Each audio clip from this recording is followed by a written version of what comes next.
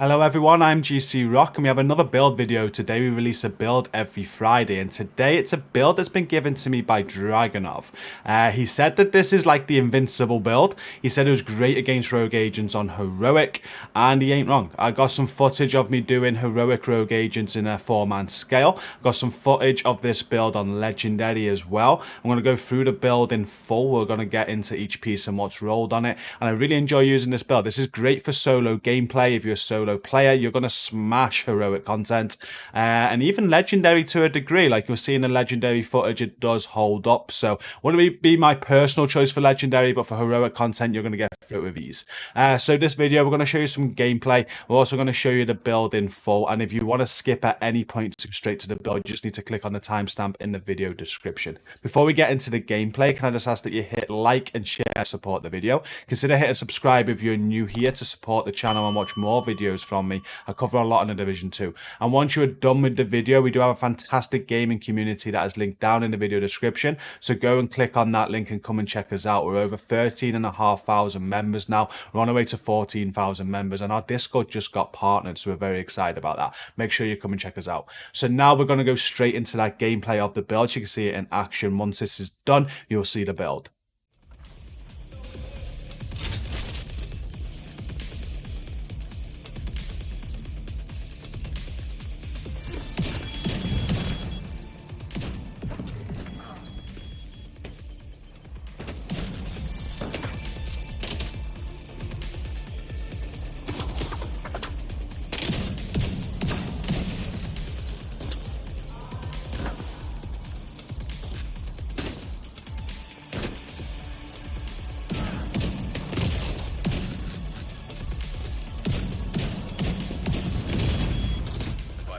Critical.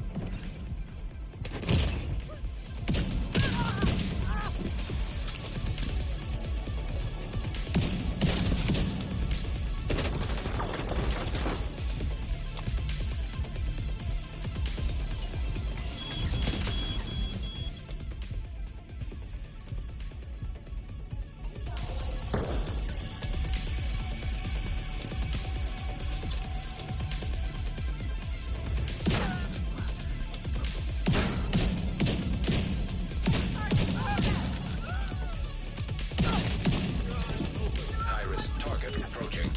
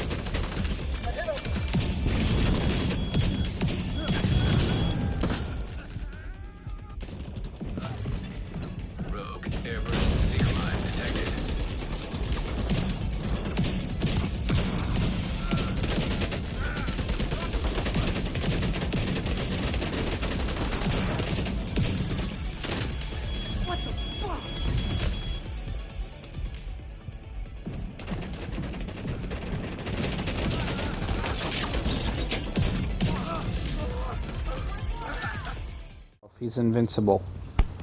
I'm invincible with 4 people. This is a bit of a scale, right? Get 5. You get Do you 5 want me to heal you or no? Yeah. Yeah. Okay. I don't know how you want to. I don't know how you want to test the build. I'm sorry. I'm sorry. Okay.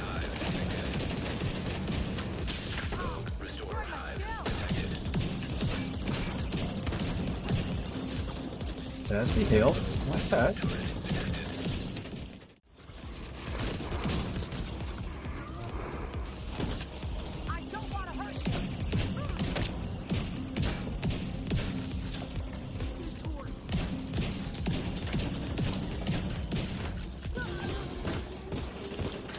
one left, is it?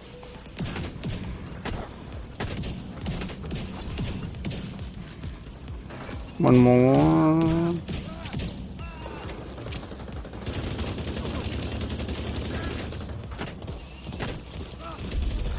Easy work. Rogue agent eliminated.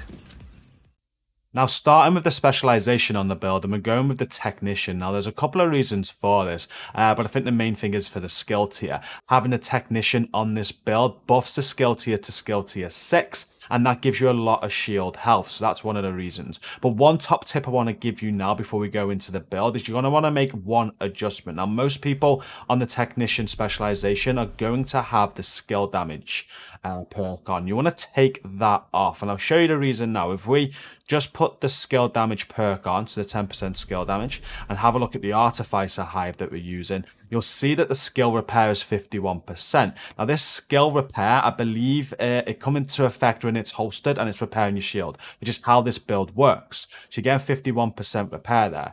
However, if you switch this over from skill damage, so take that off and put it onto the skill healing, you'll notice that that skill repair goes up, and it goes up to 55%. So make sure that you do that when using this build, as it's going to be giving your shield more of a repair, and that's how we're using this.